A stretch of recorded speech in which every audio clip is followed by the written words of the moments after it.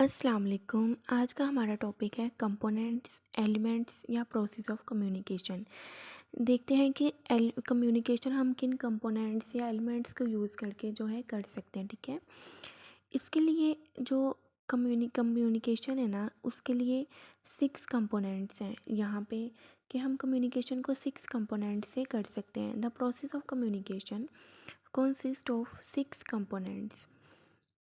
First है context, second sender या encoder, sender को इनकोडर भी कहते हैं। ठीक है, नेक्स्ट है third message, fourth medium, fifth receiver या डिकोडर और सिक्स फीडबैक।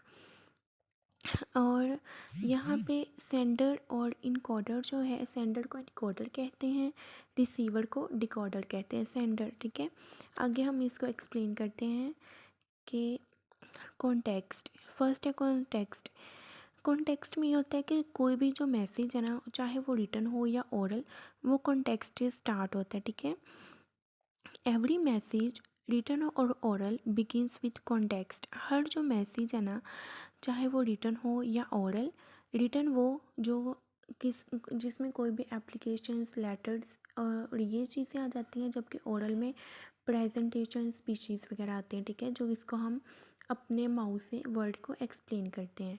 ये जो एक कॉन्टेक्स्ट से स्टार्ट होती हैं, इसमें जो है ना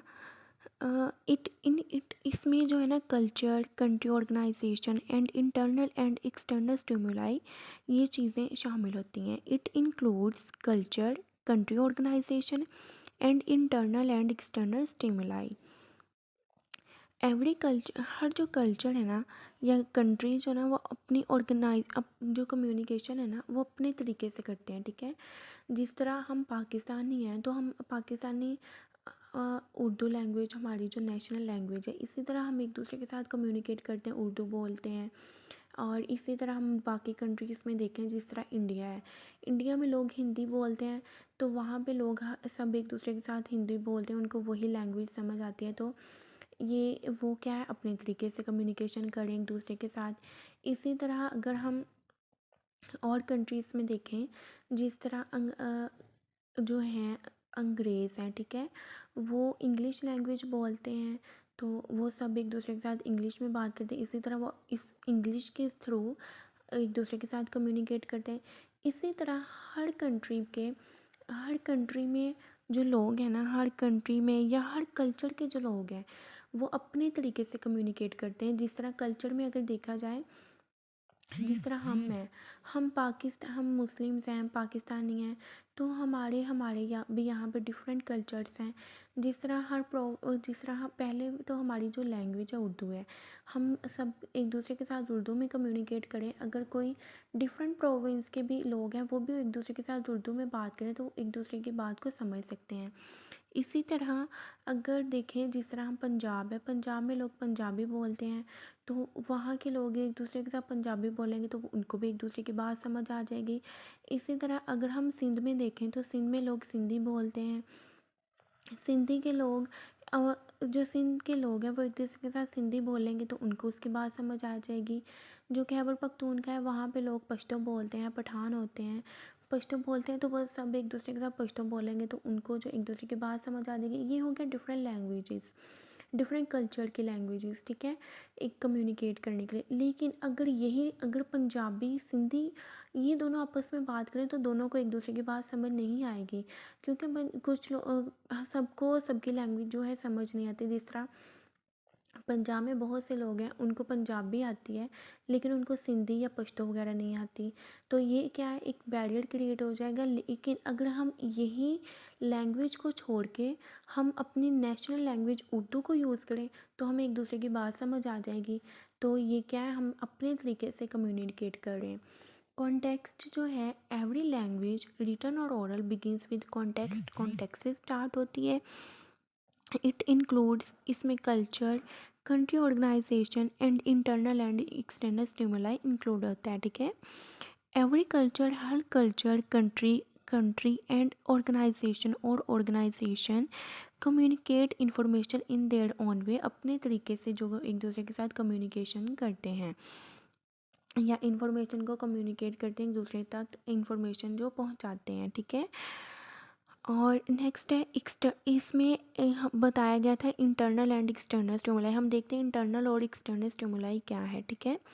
एक्सटर्नल स्टिमुलाई आर इसमें लेटर्स, एप्लीकेशन, इंटरव्यूज़ और ईमेल्स, मीटिंग्स, टेलीफोन, ये चीज़ें इंक्लूड होते हैं एक्सटर्नल स्टिमुलाई में। External stimuli includes letters, memos, applications, interviews, emails, meeting and telephone.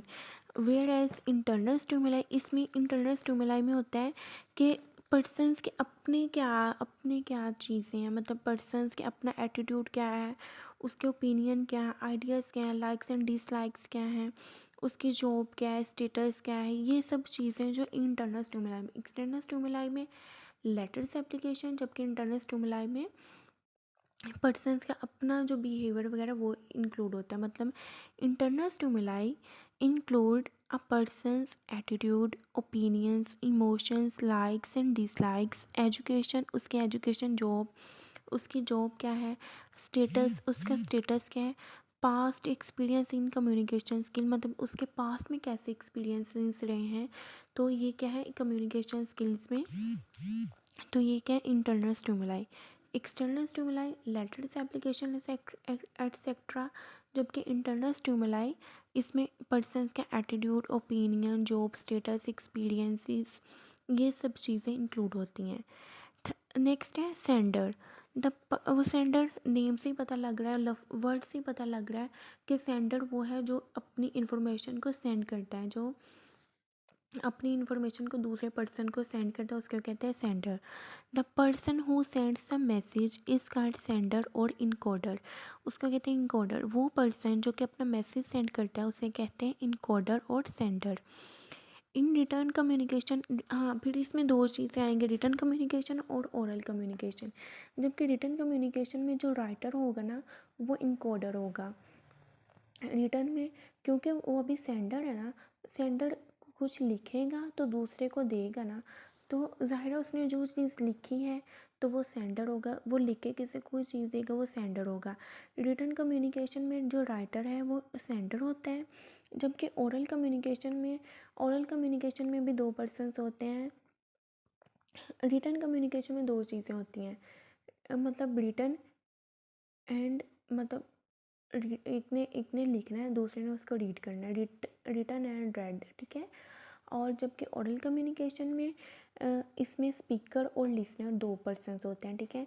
इसी तरह अगर हम देखें कि इनमें सेंडर कौन है, तो रिटन कम्युनिकेशन में जो राइटर है वो सेंडर होगा, जबकि ओरल कम्युनिकेशन में जो स्पीकर है वो इन सेंडर होगा, ठीक है। क्योंकि वो अभी कुछ बोल रहा है, वो अपनी बात किसी को पहुंचा रहा है, तो वो क्या है सेंडर। यहाँ पे सेंडर हुआ। और यहाँ पे दूसरा आएगा सेंडर के बाद रिसीवर। द पर्सन, और रिसीवर भी वर्ड से पता लग रहा है कि जो पर्सन किसी बात को रिसीव करता है, सेंडर की बात को रिसीव करता है या सेंडर के मैसेज को रिसीव करता है, उसको कहते हैं receiver. The person who receive the message is called receiver. Message उसने कहाँ से रिसीव किया है, सेंडर से। The person who receive the message is called receiver. हाँ, फिर इसमें भी दो चीज़ें आएंगी, return and oral communication. Return communication में यहाँ पे जैसे सेंडर था, रिसीवर तो सेंडर से अपनी इन्फॉर्मेशन जो है ना वो लेगा, रिसीव करेगा। जिस तरह यहाँ पे सेंडर था, सेंडर ने अपनी रिटर्न कम्युनिकेशन में सेंडर में रिटर्न कम्युनिकेशन में जो राइटर है जिसने कुछ लिखा है वो सेंडर है। यहाँ पे रिसीवर कौन होगा, रिसीवर वो हो गया द रीडर, क्योंकि राइटर ने कुछ लिख के भेजा, रीडर है उसने उसको पढ़ा है, तो वो क्या है रिसीवर और डिकोडर है, ठीक है। यहाँ पे उसने कुछ पढ़ा है और यहाँ पे रीडर इज़ अ डिकोडर इन और रीडर, ठीक है, इन रिटर्न कम्युनिकेशन। फिर नेक्स्ट अगर ओरल कम्युनिकेशन में देखें तो यहाँ भी ऐसी है कि सेंडर है वो स्पीकर है, उसने कुछ सेंड किया तो उसकी बात को कौन सुनेगा, लिसनर ही सुनेगा ना। तो ओरल कम्युनिकेशन में जो लिसनर है वो क्या है, रिसीवर। नेक्स्ट हमारा है पॉइंट मैसेज। मैसेज क्या है, वो मैसेज ज़ाहिर है मैसेज वे वर्ड से पता चल रहा है कि एक इन्फॉर्मेशन की एक्सचेंजिंग है बिटवीन सेंडर और रिसीवर के, बिटवीन सेंडर एंड रिसीवर। मतलब मैसेज जो है वो सेंड और मैसेज जो है इन्फॉर्मेशन जो है ना वो एक्सचेंज हो रही है सेंडर और रिसीवर के दरमियान। Message is the information that exchange, message वो इन्फॉर्मेशन है दैट इज़ एक्सचेंज, जो कि एक्सचेंज होते हैं मतलब between the sender and receiver, receiver और सेंडर के दरमियान, इस कॉल्ड मैसेज, उसको कहते हैं मैसेज।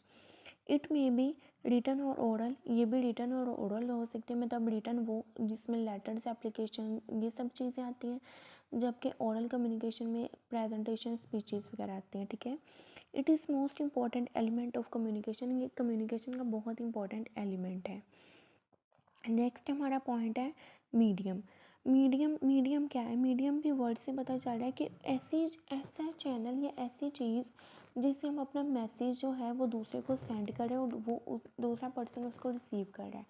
ज़ाहिर है अगर किसी ने किसी को कोई इन्फॉर्मेशन दी है तो वो एक मीडियम के ज़रिए देगा। जिस तरह अगर किसी ने यहाँ पे हम डेफिनेशन देखते हैं, medium is a channel through which a sender sends his message to the receiver is called medium. वो मीडियम वो चैनल है जिसमें सेंडर जो अपना मैसेज सेंड करता है थ्रू रिसीवर को। इट में भी रिटन और ओरल, ये भी रिटन और ओरल हो सकते हैं। इसमें रेडियो, टेलीविज़न, न्यूज़पेपर एटसेट्रा ये चीज़ें आती हैं। जिस तरह देखें जिस तरह अगर किसी ने कोई लेटर लिखा है किसी को, ठीक है, तो उसने उसको लेटर लिखा है, दूसरे को उसके पास किस तरह पहुंचा है, या तो वो उसको वो लेटर ईमेल करेगा या उसको कोई व्हाट्सएप या मैसेज के थ्रू करेगा। इसी तरह मतलब डिफरेंट वे से वो अपना जो है लेटर है उस तक पहुंचाएगा। तो वो जो चीज़ के ज़रिए वो पहुंचा रहे हैं तो वो क्या होगा? मीडियम। इसमें भी रिटन एंड ओरल कम्युनिकेशन हो सकती है। रिटन जिस तरह लेटर्स, एप्लीकेशंस, ईमेल, फैक्सेस वगैरह है। ओरल कम्युनिकेशन में प्रेजेंटेशन, स्पीचेस, ये सब चीज़ें आती हैं। नेक्स्ट हमारा पॉइंट है फीडबैक। फीडबैक भी वर्ड से पता चल रहा है कि अगर किसी सेंडर ने किसी रिसीवर को कोई मैसेज ट्रांसफ़र किया है तो मैसेज ट्रांसफ़र हो जाने के बाद, उसको रेड करने के बाद जो रिसीवर अपना कोई पॉइंट ऑफ व्यू देगा ना, उस बारे में कोई आइडिया देगा, कोई ओपिनियन देगा, तो उसको कहते हैं feedback. Response of the receiver to a message is called feedback. मतलब कि ना जो रिसीवर है ना उसको एक सेंडर है, सेंडर ने उसको मैसेज सेंड किया है, उसने उसको देखा है, उसको पढ़ा है, तो उसके बाद वो उसको कोई रिस्पॉन्स देगा तो ये क्या होगा? एक फीडबैक हो जाएगा। अगर किसी ने जिस तरह कोई अपनी एप्लीकेशन ही लिखी है, जिस तरह एग्जांपल ले लें, एप्लीकेशन लिखी है, ठीक है, एप्लीकेशन लिखी है ना, तो वो उसने सेंडर ने रिसीवर को दे दिया, रिसीवर ने उसको पढ़ा है, उसको वो एप्लीकेशन अच्छी लगी है, ये कुछ भी उसमें अगर कोई फॉल्ट है तो वो उसको बताएगा ना, उसको कोई उस बारे में कुछ रिस्पॉन्स शो करेगा, तो वो हमारा क्या होगा? फीडबैक। या जिस तरह अगर कोई ऑनलाइन चीज़ कोई परचेज़ करते हैं, ठीक है, जो उसने जो है एक पर्सन है, उसने कोई भी चीज़ ऑनलाइन परचेज़ किया, जैसे दराज से परचेज़ किया, ठीक है, तो वो उसको बाद में उसको कोई रिस्पॉन्स भी देगा ना कि ये चीज़ अच्छी थी या ये चीज़ में ये फॉल्ट था, ये चीज़ बुरी थी, तो उसने उसको कोई रिस्पॉन्स दिया ना रिसीव करने के बाद, तो ये क्या होता है? एक फीडबैक होता है। रिस्पॉन्स में भी रिटन और ओरल, इसमें रिस्पॉन्स रिटन और ओरल भी हो सकता है। जिस तरह उसने ऑनलाइन कोई चीज़ परचेज़ की है, उसने उसको बाद में ऑनलाइन परचेज़ किया ना, उसने उसको जब तक वो उसको चीज़ डिलीवर हो गया, उसने उसको खोला है, तो उसका मैसेज में फीडबैक देगा ना उसके ऐप में जाके, तो ये रिटन हो जाएगा। ओरल में ऐसे है कि जिस तरह किसी दो पर्सन ने आपस में कोई बात की है, ठीक है, एक स्पीकर ने उसको बात बता दिया, लिसनर ने उसकी बात सुनी, उसके बाद वो उसको कोई मैसेज देगा, कोई उसको अपना पॉइंट ऑफ व्यू बताएगा, आइडिया देगा, ओपिनियन देगा, तो यहाँ पे भी जो लिसनर है उसने अपना एक रिस्पॉन्स शो किया, तो ये भी क्या है? Feedback. It determine the success और फेलियर ऑफ द कम्युनिकेशन। जिस तरह मैंने पहले बताया कि चीज़ में कोई फॉल्ट है या उसमें अच्छी बात है तो उसको वो बताएगा।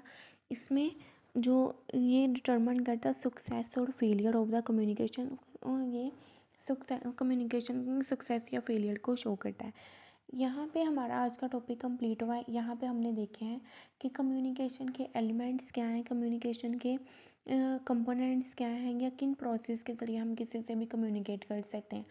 और उसकी 6 टाइप्स हैं जिसमें context, sender, receiver, message, medium और फीडबैक।